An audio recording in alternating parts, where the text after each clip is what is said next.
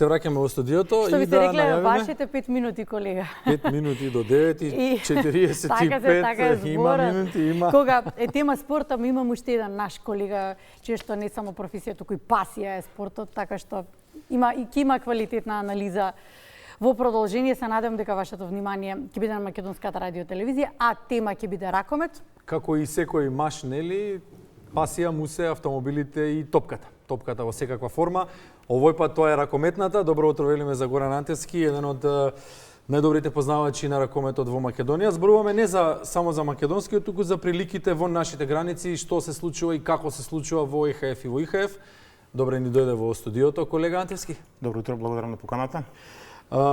Тема е финалето во купот на ЕХФ, односно реваншот кој што беше одложен. В неделата требаше да се игра завчера во 20:30 во спортскиот центар Борис Трајковски. Што вели македонската ракометна чаршија, бидејќи официјални информации немаме, зошто не се одигра надпреварот?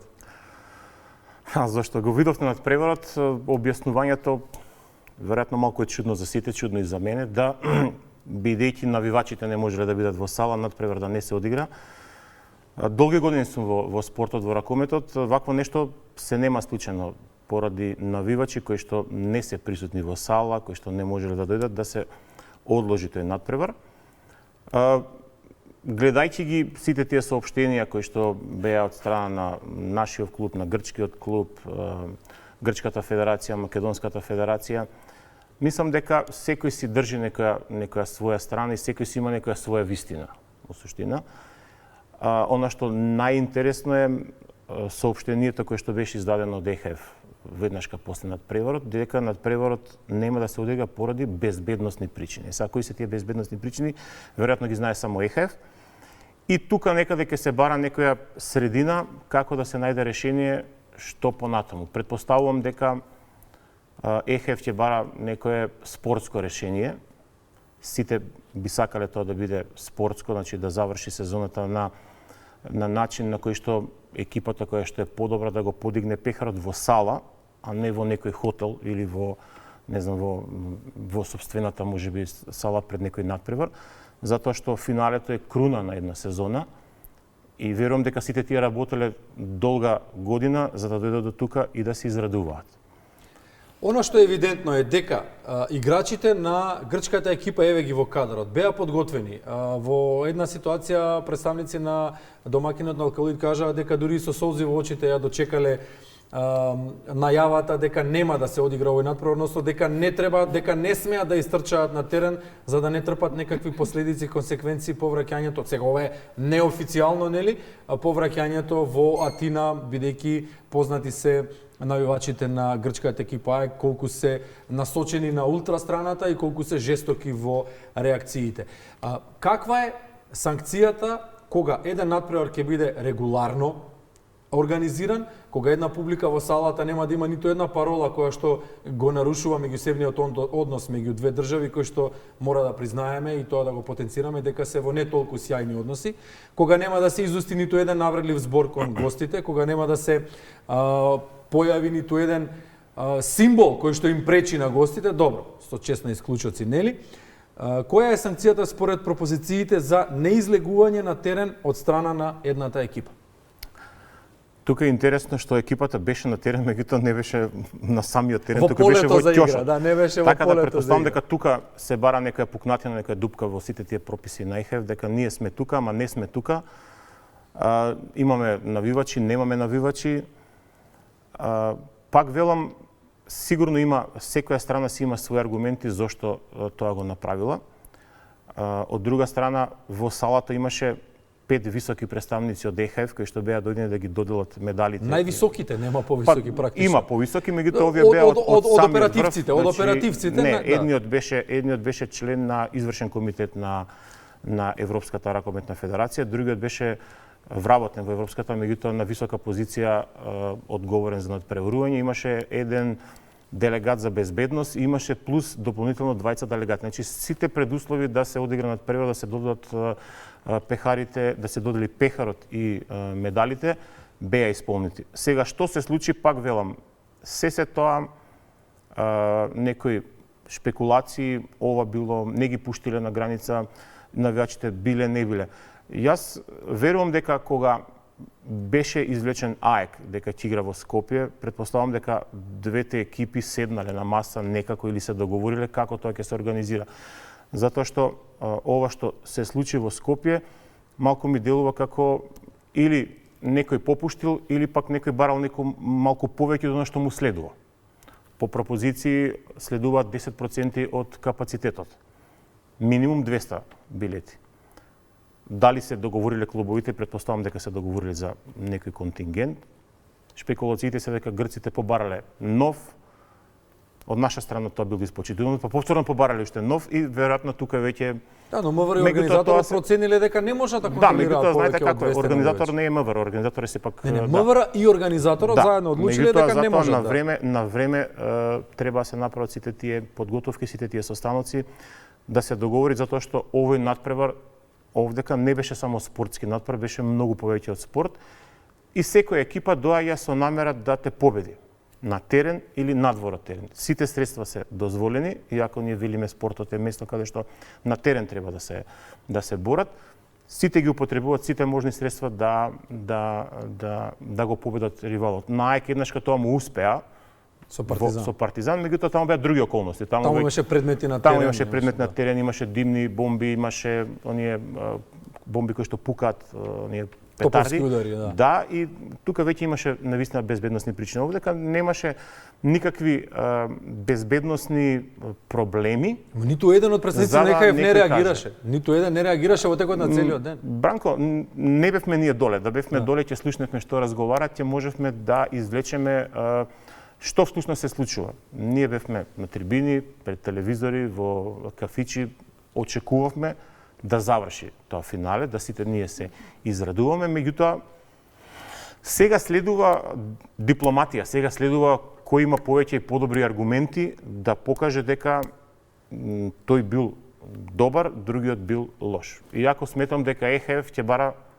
соломонско решение. Добро, затоа ќе зборувате во следното прашање. Сакам да прашам нешто друго. Спортскиот храм преполн. Го забележуваме тоа и во инсертите. Деца, пресрекни, родители, цели семејства. Тоа е тоа што ние сакаме да го гледаме кога се надпреварите во прашање. Како требува да го толкува публиката? Како треба да го толкуваат ова сите тие млади надежи, спортски млади надежи кои што ја наполнија салата? Па и спортистите на крајот од денот, и тие како треба да го толкуваат? Спортистите, притисокот е се на нивна страна, тие треба што побрзо го заборават, тоа да се фокусираат на тоа што следува. Оние кои што беа во салата, претпоставувам и верувам дека веќе се заразени со спортот и најбитно е тие и понатаму да доаѓаат надпревари, и понатаму да се однесуваат на истиот тој начин, да ги поддржуваат своите идоли, да доаѓаат нормално со семејства, со пријатели, затоа што тоа е убавината на спортот кој ќе се види полна сала. Да. Знаете, во спортот се случуваат и некои вакви работи, каде што некој некого сака да го надмудри на некој начин. Сега ние овдека сме познати по тоа надмудрување, меѓутоа овдека навистина немаше ништо што би представувало проблематично организирање.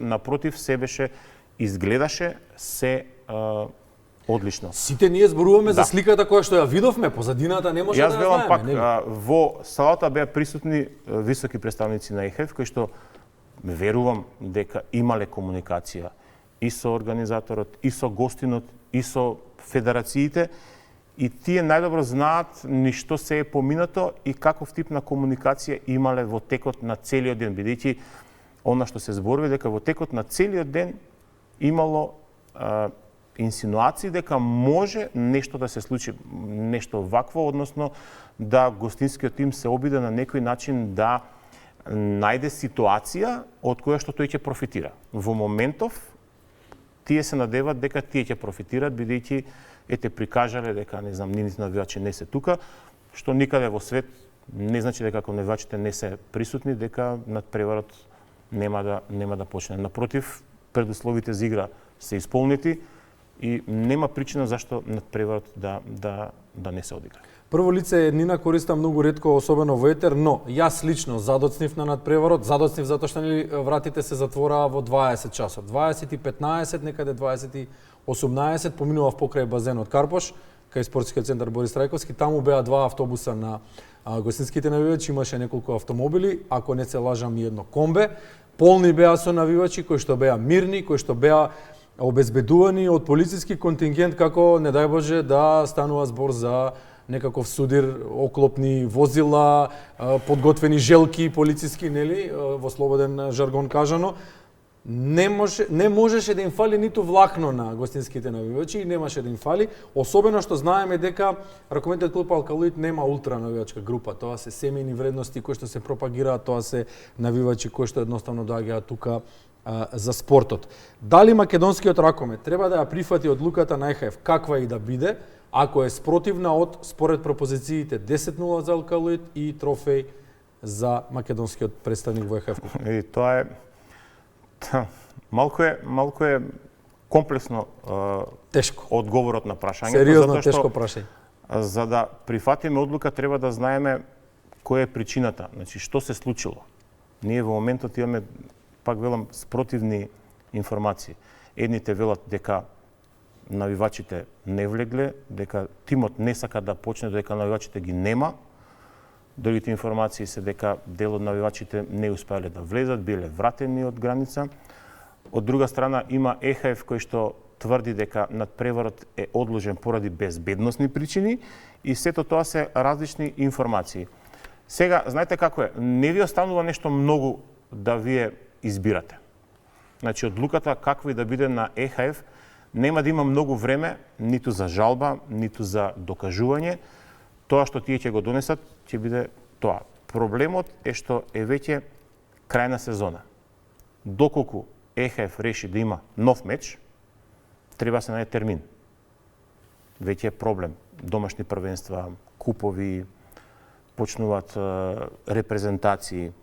Доколку е 10-0, што веројатно сите посакуваме да биде така, тогаш пехарот ќе биде во Скопје. Меѓутоа, прашањето повторно се враќаме на што го зборував на почетокот, спортскиот аспект. Дали е подобро пехарот вие да го добиете во хотелот во Скопје, каде што ќе имате 100 луѓе, или ќе го добиете на терен пред 3, 5, 10.000 луѓе, каде што ќе се израдувате. Затоа што реално предноста од Атина од 4 гола воопшто не е мала и мислам дека е недостижна за АЕК. Сега останува прашањето дали клубот ќе го прифати тоа. Јас сметам дека решението ќе биде најдобро можно во моментов и дури сметам дека што и да реши ЕХФ, дека ние сме подготвени дури да има надпревар и на него да победиме. Добро, што ако се префили надпревар на неутрален терен? Ако се инсистира да се игра мислам дека нема И што значи неутрален терен? Софија, Белград, што значи неутрален терен? Тирана, што и да е? И јас сметам дека неутрален терен сака да го избегнат влијанието на навивачи. Меѓутоа, во Скопје немаше она што го велите вие ултра навивачи, немаше никакви проблеми од трибините и нема причина дури доколку се игра нов надпревар тој да биде било каде освен во Скопје. Значи, единственото спортско решение е тоа, доколку ние сакаме да прославиме титула во Скопје е да се игра. Меѓутоа, јас би го прифатил решението 10-0, па да ни го доделат пехарот тука, ќе си организираме сами забава. Добро, како и дали може Македонија да се спаси од вакви идни несакани случувања? Може да се спаси само од случувањето кои што зависат од вас. Во овој случај, оно што се случи не зависеше од нас, туку зависеше од гостите кои што веројатно дојдоа со некоја намера нешто да се обидат да добијат. Тие во моментот нешто добија, не се одигра надпреварот, меѓутоа гледано да кажам долгорочно, значи за неколку дена нема да го добијат она што тие посакувале, затоа што спортски е да победи подобриот. Во моментот едниот надпревар е во наша корист. Вториот надпревар не може да биде во нивна корист затоа што не е одигран. Значи, добро, ако гледаме вака Од страна, мислам дека нема никакви шанси АЕК да. Меѓутоа, пак велам, спортот е топка. И јас лично би сакал тоа да биде на еден убав начин да може сите да се изредуваат. Меѓутоа, пак велам, и да биде 10-0, забавата ќе се направиме сами. И уште нешто, она што е интересно, веќе кога има што би рекле на запад ситуација, не е проблем, туку е ситуација, сигурно ќе има некои консеквенции. Можеби организаторот нешто пропуштил што ние не го знаеме. Гостите направиле нешто што веројатно не е според правилата. Сигурно ќе има некои консеквенции бидејќи надпреварот не е одигран. Нема да биде туку така, добро, не се одиграл надпреварот, еве ние го донесиме тоа решение и тоа е тоа. ЕХФ е позната како екстремно ригидна кога станува збор за правилата, бидејќи е во наводници германска организација, нели, функционира на таков принцип. Сакаме да кажеме дека германците се многу прецизни и дека стојат на тоа дека еден закон го донесуваат по 100 години и тој трае уште 1000 години после тоа. Дали Грција е членка на Европската унија и позната е по менталитет сличен на нашиот, иако е таму некаде во тоа семејство, а ние не сме. Дали Горан Антевски очекува дека ЕХФ ќе ја спаси вистината, каква и да е, и дека ќе ја дознаеме вистинската вистина? Не, вистината веројатно ќе ја дознаеме после некое време, сега сигурно ќе ја дознаеме само одлуката. Дали ќе ја спаси? Мислам дека ти кажа, како кажа, тврда. Екстремно ригидно, екстремно запирка не може да помине. Јас би рекол дека е многу традиционално, конвенционална се држи. И принципијална, принципијална. Ке нив тешко се носат одлуките, затоа и е оставен овој период понеделник, вторник, евентуално среда. Во Скопје беа високи представници. Тие можеа уште во Скопје да донесат одлука. На телефони сега барем роамингот не е толку скап, вие на Скопје можеше да се донесе одлука, да, виновен е овој, виновен е оној, одлуката е таа, надпреварот се игра или надпреварот не се игра. Меѓутоа тие оставија да решат во Виена. И пак велам, сега веќе е дипломатија. Дипломатија ќе победи оној кој што има повеќе своји приврзаници и повеќе своји пријатели. Од 4 букви лоби. Па, веројатно, меѓутоа секој ќе си ги изложи своите вистини, што би рекол. Секој има своја вистина. Јас сметам дека ова е вистина, вие сметате дека е тоа вистина, треба да најдеме средината. Мислам дека сите се свесни за грешката што ја направи АЕК, дека реагираше и се однесуваше на многу неспортски начин.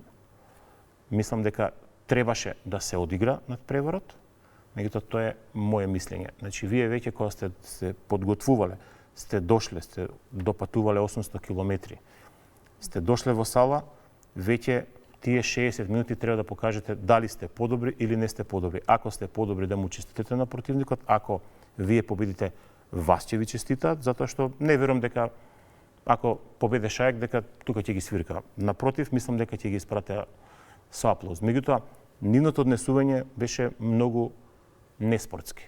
Значи, тие дојдоа со намера да се обидат нешто што велиме ние кога е матно, најмногу се добива. Во пропозициите никаде не пишува дека надпреварот не може да почне ако надвивачите не се во сала, гостинските. И тука е таа некој лавиринт низ кој што ние ќе бара ЕХФ решение како и што. Решенијата што кажуваме, едното е да се регистрира 10-0. Второто решение можеби само 10-0, туку да има и санкции. Ако е 10-0 треба да има сериозни санкции за клубот од Грција и за грчкиот ракомет. Сигурно ќе има. За грчкиот ракомет можеби не, меѓутоа ќе има сигурно за одговорното лице, ќе има за клубот, за сите тие кои што биле вклучени во донесување на таква неспортска одлука. Имаше, например, во времето на корона, имаше, не знам сега точно кој надпревар, го регистрира 5-5. Као, знаете сега, нити тој победил, 5-5. Значи... Добро, тоа корона времето беше малку чудно, тогаш и мозочните келии беа поинаку наштимани, така што... Меѓутоа, мислам дека одложувањето на надпреварот е да се најде спортско решение, тоа значи да се одигра надпревар и да се додели пехар. Мое лично мислење. Не значи дека е точно, затоа што пак велам во 2000 година, кога беше оној инцидент, например, со Прокоп, кога игра Гунар Комета, Прокоп, да, кога беше нокаутиран. Пехарот и медалите беа доделени во хотелот каде што беше сместена екипата на Хипо. Меѓутоа тоа беа други околности. Овдека немаше ништо такво. Пак велам сега она што го зборуваме, дипломатија, малку лоби, дали ќе биде надпревар, дали ќе биде решение. Меѓутоа нема многу термини, нема многу можности за маневрирање што да се направи. Мислам дека решението што ќе биде донесено Денеска во вечерните часови Па очекуваме. најчесто да, околу 4-5 часот попладне се тие одлуки ги објавуваат. Верувам сега можеби нешто ќе одложат и за утре, меѓутоа мислам дека многу работи се јасни. Мислам дека само ситници се упрашање да се комплетира таа слика што навистина се случувало во Скопје и можеби наша новинарска грешка е што ние не ги прашавме грците во сала зошто вие не игравте. Јас не видов ни една. Се обидовме да ги прашаме, меѓутоа па добро, не сакаа да дадат одговор. Малку треба да бидеме и досадни кога е во тоа, за да ја слушнеме и таа страна, сигурно ќе имаат нивни аргументи, затоа што нашите ги знаеме. Нашите се многу повеќе, позитивни и во наша корист. Горан, фотографирањето на гостинските играчи со нашата публика доволно покажува каков беше односот на публиката кон играчите на АЕК. Тука немаше ништо хостайл, како што сакаат да кажат оние од англиското говорно подрачје, немаше ништо непријателско. Едноставно сите беа зачудени зошто надпреварот не се игра, па и гостите. Јована, ќе финиширам. Да, благодарам што ни беше гостин. Благодарам вас. Да, чисти задоволство е да соработуваме со тебе. Особено, јас многу работи учам и од едната и од другата страна. Сега беше во клинч. Ми дадовте право на збор. Дури малку. Да.